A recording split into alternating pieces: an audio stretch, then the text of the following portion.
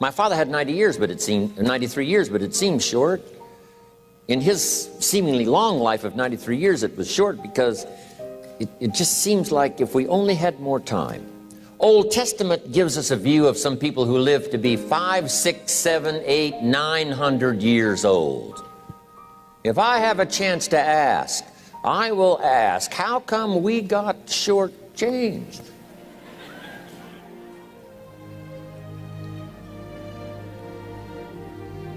Wouldn't that be a good question if you had a chance to ask? Imagine 700, 800, 900 years to watch generation after generation after generation after generation stay healthy and well. I mean, you gotta be healthy to make it to 900. You gotta take your vitamins.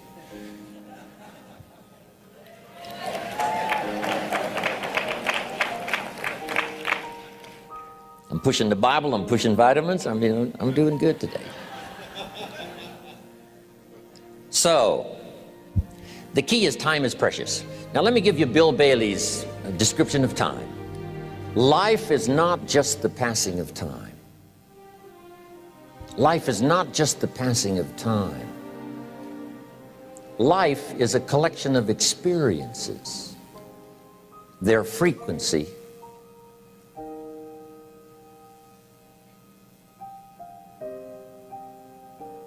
and their intensity. Life is not just watching the clock tick away. Life is a collection of experiences, their intensity, their frequency. When my friend Mark died at age 44, someone says, that's young to die. But what if he lived 4 lifetimes in one? It might not be too young. So here's whatever the span of your life turns out to be, here's what you want to fill it up with: experiences and the intensity of those experiences.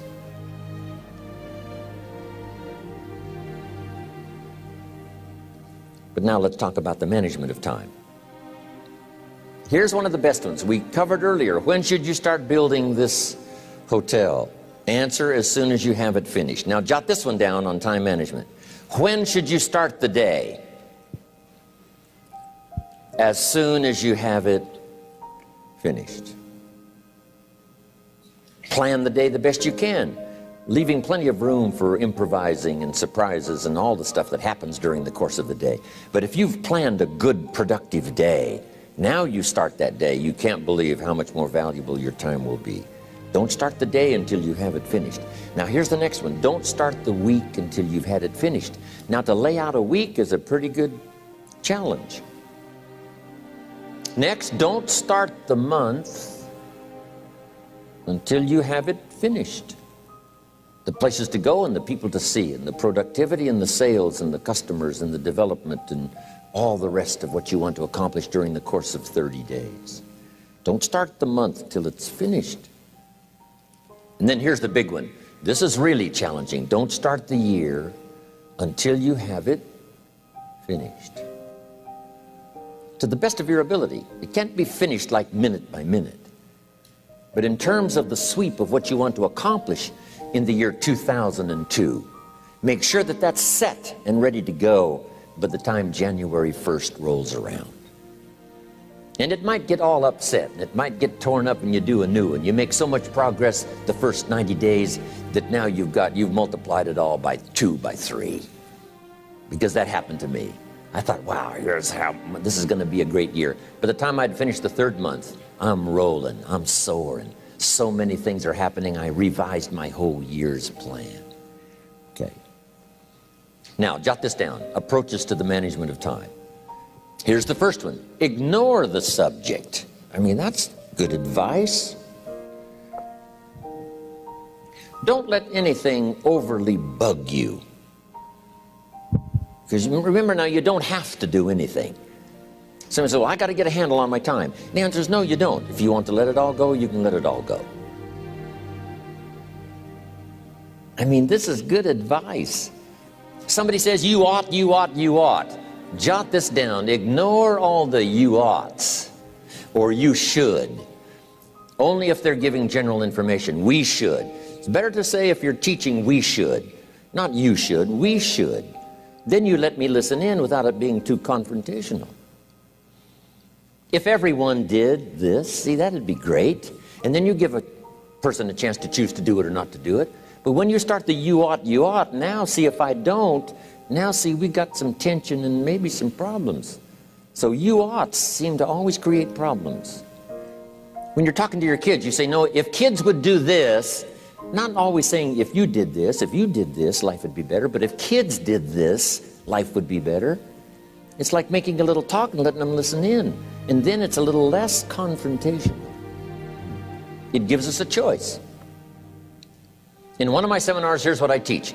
All life form strives to the max of its potential except human beings. All life form strives to the max of its potential except human beings. How tall will a tree grow? As tall as it possibly can. You never heard of a tree growing half as high as it could. No, trees don't grow half. A tree drives its roots as deep as it can, reaches as high as it can, produces every leaf it can, every fruit it possibly can. To the max. Every life form strives to the max, except human beings. Now, why not human beings? Jot this down. You've been given the dignity of choice. You're not a robot. You don't have to repeat this year the same as last year. You can tear up last year's plan, develop a new plan.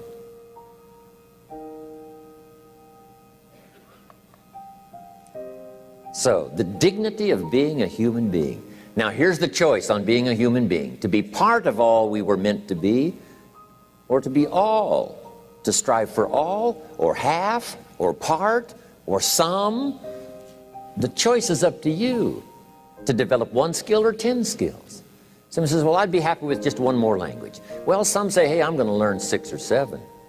And this is all a matter of choice. And when someone says, no, you ought to learn 4, you've got to resist all that. Because this is personal dignity. And you don't want to destroy someone's dignity by doing all the oughts, and then they feel reluctant to do it. Now we've got problems. So if you want to, just ignore this subject on time management. Now here's the next one. Step down to something easier.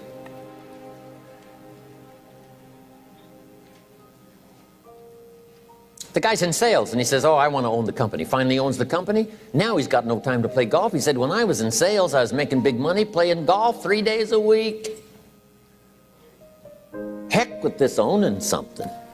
Heck with managing. My life was never my own after I started to manage. I'm going back to sales. See, this is the key. If you're getting too pressed, you might consider stepping down to something with a little easier time pressure. Little girl says to her mother, Daddy comes home, brings his briefcase and pats me on the head and says hello, disappears and works on his papers. How come my daddy doesn't play with me?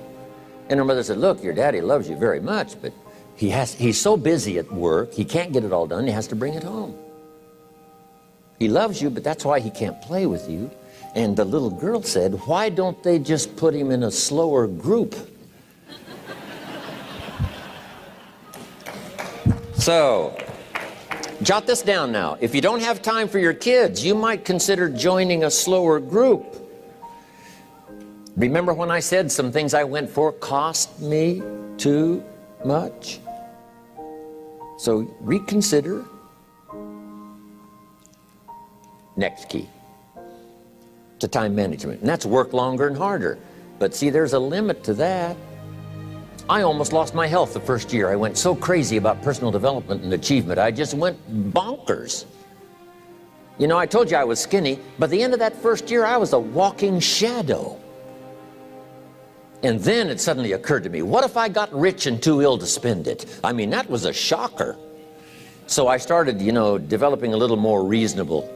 Because I said, if 12 hours won't do it, I'll work 14. If that won't do it, I'll work 18. I mean, how many hours it takes. And sure enough, it cost me too much. So see, working longer and harder for some might be appropriate. You know, if you're just sitting around not doing that much, this might be good, work longer and harder. But you can only work so hard. Here's the key, not to work harder, but smarter. When you've worked as hard as you can, doing the best you can in terms of physical output in the time, reasonable time. Now here's the ultimate in the management of time, and that is you simply become more skillful. When I first got into sales, You know, I was around people that could get, 9 out of 10, 8 out of 10. And when I first started, I could only get 1 out of 10. But here's what I did. I worked around the clock, so that I would make up in numbers what I lacked in skill. That's good in sales. You got to jot that down. When you're new, you make up in numbers what you lack in skill. Now, when you become more skillful, the numbers can go down because now your persuasive ability and all of that is now so high that you don't need to put as many numbers out. But at first, if you want to compete or if you want to really get good, you've got to put in the numbers. But if you get more from yourself, develop more of yourself, now the time management becomes an easier task. Now here's the next thing. Either you run the project or it runs you. I've found out when you start something, at first you're in charge. All of a sudden, a year later, it's in charge. Some of the companies I started, I'm telling you, I'm in control. A couple of years later, I'm out of control. At first, I've got it on the run. 2 years later, it's got me on the run. Haven't got enough time. I'm dizzy with trying to get it all done. So here's part of the key, and that's to get in charge. Say, I'm going to take charge of my health. One of my albums is entitled, Take Charge of Your Life. Take charge of your time. Take charge of your resources, which we're going to talk about next. Take charge of your health. You're the one that's responsible for it. It's not a requirement of society that you not have a heart attack and take care of your family. That's not a requirement of society, but you must make it a requirement of yourself. Society doesn't require that you build a financial wall around your family nothing can get through. That's not a requirement of society. It's a requirement you impose on yourself to build a financial wall around your family nothing can get through. So impose on yourself this self-development of being in charge, taking charge of your life and your health and your future and your responsibilities and all the rest. Next, reasonable time is enough time to achieve all of your goals. Just jot that down. Reasonable time is enough time. I had to learn that. Reasonable time is enough time.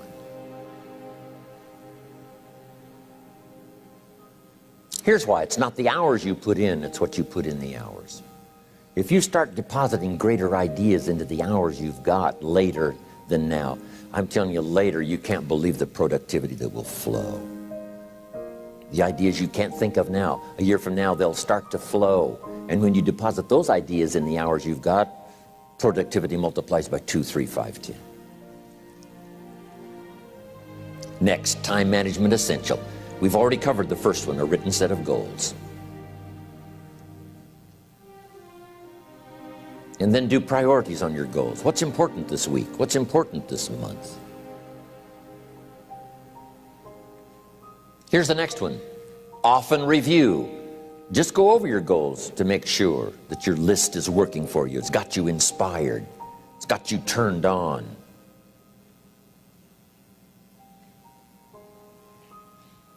Somebody says, how come you're up so early? Say, if you were headed where I'm headed, you'd be up early too. Wow. If you were going to meet who I'm going to meet, you'd be up early. If it was going to stack up for you like it's stacking up for me, you'd be getting up early. Here's some more time management essentials. Learn to study what we call majors and minors. You pick up the phone.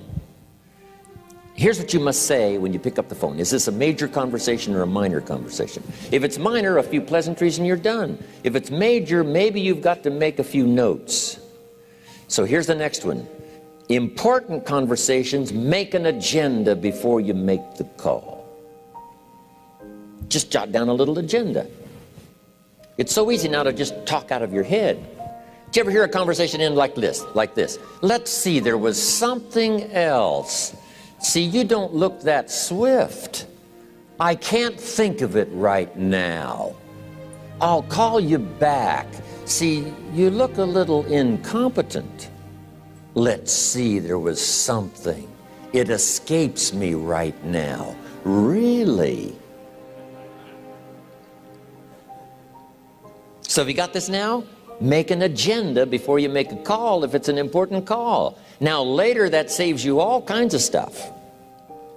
You call John in, the salesman, and say, John, remember those 4 things we went over? He said, no, we didn't talk about that.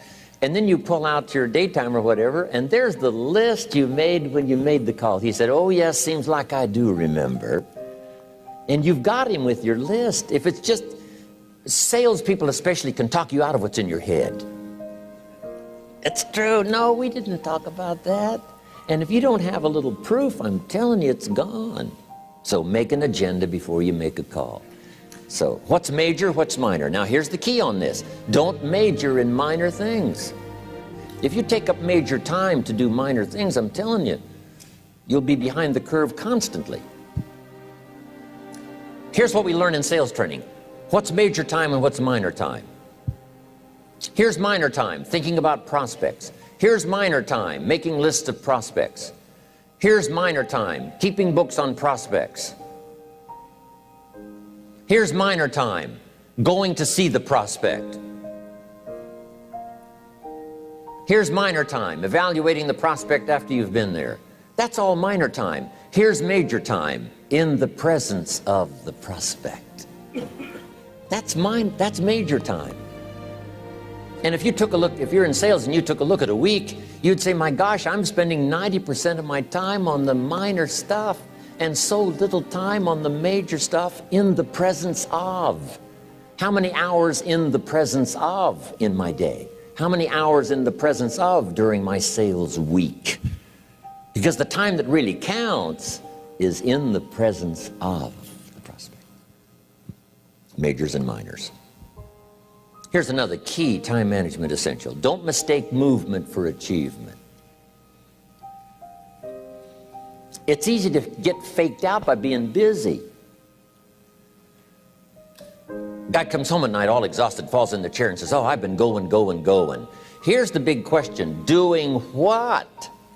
It's not the going. Some people are going, and they're doing figure eights. Their progress is small. So don't mistake movement for achievement. Here's another one in sales we learned. Don't mistake courtesy for consent. If somebody's pleasant and they nod, you say, oh, they're going to buy. No, they're courteous. You can't mistake courtesy for consent.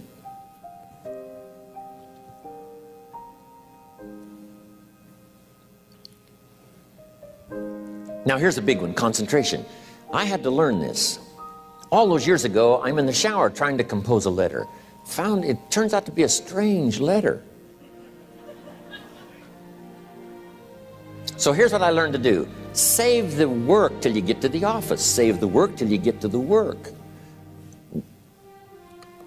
Don't try to get to the office on the way to work.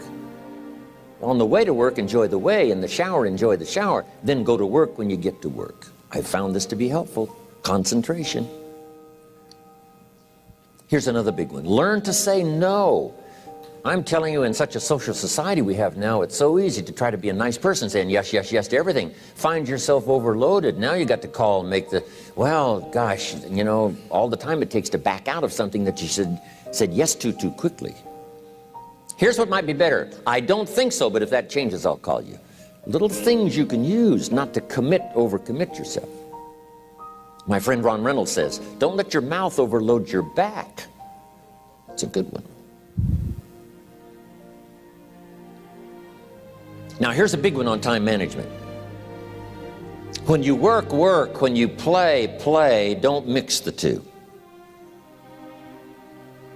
Don't work at play. I used to take my family to the beach and I would bring my briefcase.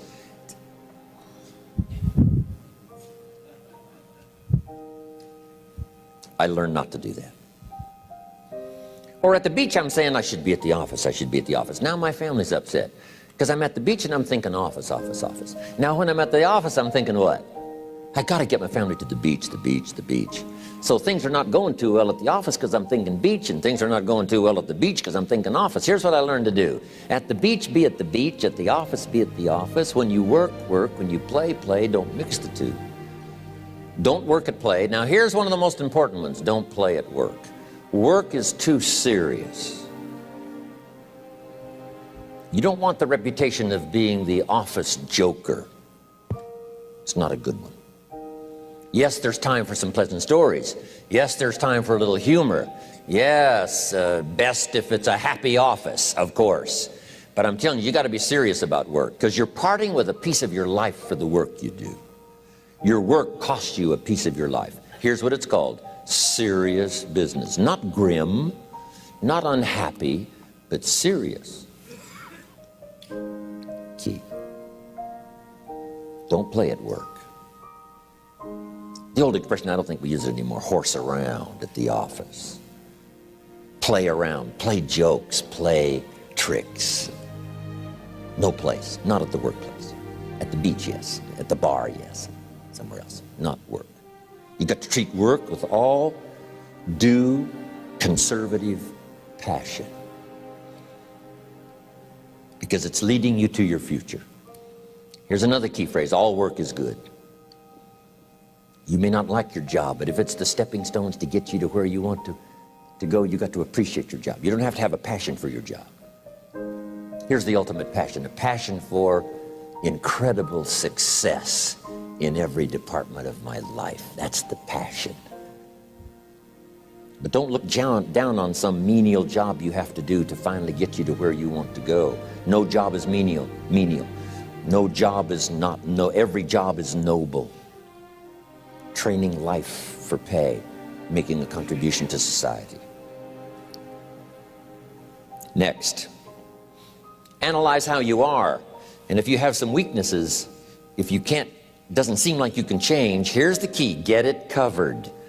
I used to keep promising myself I'd keep the books, keep the books, keep the books. Finally, I gave that up. And back then, it only took me an extra 50, 60 bucks a month for some accountant to keep the books. I said, no, I'm going to save the 50 bucks. You can't believe what I started losing in productivity because I tried to save the 50 bucks. So the key is, a lot of the time you can stay like you are, but just make sure you get it covered. Okay. Next, beware of the telephone and all other systems of communication, especially the telephone at home and systems of communication at home. And here's one of the best lines I've got for you for the weekend: let all communication systems serve you, but don't let them intrude. When it comes time to have dinner with your family, you shut off all systems, unless the ones that can take messages silently. Don't let the phone ring. Don't let anybody intrude, come through the front door nor the back door, nor through the telephone or any other device. So you can't reach John and his family when he's having dinner. The President of the United States couldn't get through. If you develop that kind of a reputation, father, mother, when we have dinner, when we're visiting and have this time with our family, nothing intrudes. So don't let these clever little devices keep intruding. You've got to have a place that's sacrosanct, it's valuable. You don't let anything in for that period of time. Okay. Isn't that good advice? Excellent advice. Here's the next one. Read all the books. You know, I've only got a few notes here on time management, but if you've got some particular challenges, you run a big organization, a big corporation, you've got some challenges, there's plenty of books. Now, here's what's next. Just be more alert to the things that might be stealing your time. Here's why. Time is like capital. You can't let someone steal your seed corn. You can't let someone steal your capital. And you can't let someone steal your time. You must designate your time. And some of the time that you designate, you must not let anyone steal. Casual time, you might let someone intrude and steal a little bit and take a little bit, but not serious time. Key. Next, one of the great time management savers is to learn to ask questions up front. Sometimes you talk to somebody for an hour, and then you ask questions and find out if you would have asked those questions up front, you could have saved yourself an hour. Asking questions up front helps you to get to the problem now. But if you just launch into some discourse, you might waste 30 minutes, waste an hour, when here's what you should have been talking about. After you finished an hour, you say, John, what's really the problem? He said, well, it's something personal. See, that's what you should have been talking about this whole hour. Key. Next, learn to think on paper. Now we're going to take a break. Some ways to think on paper. One, we've covered one. Solving problems. Take it out of your head and put it on paper. Another one is setting goals. Making these lists we've already started. Here's another good way to think on paper. It's a projects book. Each person you're working with and each project you're working on, get a loose leaf binder and a tab and some pieces of paper behind the tab, and do a little continual summary of how it's going between you and that person and between you and that project. I call it a projects book. It is so useful to me. But what's going on between you and this person? When you last got together, what did you talk about? And you got a few notes there. Here's what we talked about the last time we got together. Now when you get together again, you can review that so you'll know better what to talk about. When the president gets ready to travel and he's going to meet some important people, guess what they bring him? All these briefing books. Right? The last time you were with Khrushchev, Kennedy is informed. Here's what he said and here's what you said. Kennedy said, oh, that's valuable. I need to remember that. If a person is important, it's worth a little running account. You might even have a projects book for your children. Here's what's happening between me and my child. We've talked about this and we've talked about this and we've talked about this. Next, a day timer. Keeping track of all of your appointments. You know, mine is all filled with, you know, when to catch an airplane and when to do a seminar and when to sit down and have a conference, all the rest. Next is a game plan. You know, if you've got a house and the, you know, insurance is going to come due and some other things are going to come due, you just put it on a spreadsheet and make sure it's taken care of. Key phrase, take things out of your head and put them on paper. And the key is to just experiment with different ways that helps you to do that. Now here's the last one, thinking on paper, and that's to keep a journal. One of the things I'm known for around the world, have been now for 39, 40 years, is keeping a journal. Now my journal is not a, you know, it's not necessarily a, it's not like a diary. It might be part diary. You know, I'm flying over Ireland and I write down a few little things that impress me. Today I met this person. Wow, what an extraordinary event. Today I conducted this seminar in Rome. 1,000 people stood up and sang for me. I've got a little bit of a diary in there. But here's what primarily your journal is for. Collecting good ideas. A journal is to collect good ideas on your health, good ideas for your business, good ideas for your future, good ideas for time management. Because I used to take notes on pieces of paper and torn off corners and backs of old envelopes and restaurant placemats. And I threw all this stuff in a drawer. It did not serve me well. I finally learned to get a bound copy, right? And just keep a journal, right? If I was here, I had my journal, I'd be taking notes, right? These 2 days in my journal. Now, if you're caught without your journal, you just take the notes. When you get back home, you put those notes in your journal, throw the paper away. Because we don't usually go through paper to review. But see, my journals now make up a significant part of my own library. My journal's all reserved privately for my children and my grandchildren. Can you imagine what I've collected over the years? It's unbelievable. There are 3 treasures to leave behind. I think you've already got those notes, right? Here they are. Number 1, your pictures. Don't leave the event unrecorded. It takes only a fraction of a second to say, here's who I was with. When I travel the world, right? We take all these pictures, and here's one of the gifts. People send me the pictures they took of me and them. It's part of the treasures I have on the farm. Incredible. A picture's worth 1,000 words to describe the scene, the emotion, what happened. Say, wow, this was an extraordinary day for me when I met these people. Here's what they told me happened to them when they went to my seminar 10 years ago. Wow, the drama comes back if you've taken the pictures. It's one of the treasures to leave behind when you go. Remember the old photographs that we have now of, 100 years ago, 70, 80 years ago, just a few photographs? What would it be like if you had thousands of photographs of the past, of your history, your mother, your father, right? Grandparents? So change all of that now for your children. Leave all your photographs as a record. Here's what's next to leave behind, and that's your library. The books that changed your life, the books that changed your health, the books that rescued you from oblivion, the books that you passed on to other people, they were so exciting for you, the books that made you financially independent, the books that developed your leadership, the books that gave you wisdom to ponder when things were tough, the books that got you through the winter, the books that helped you to plant in the spring and harvest in the fall. What a treasure to leave behind. If you do that, here's what's for sure. Your books will be more valuable than your furniture. Wow. Now the third treasure to leave behind is your journals. The notes you took that helped you to live life as you lived it. Long after you're gone, a treasure that children, grandchildren, great-grandchildren will find so fascinating.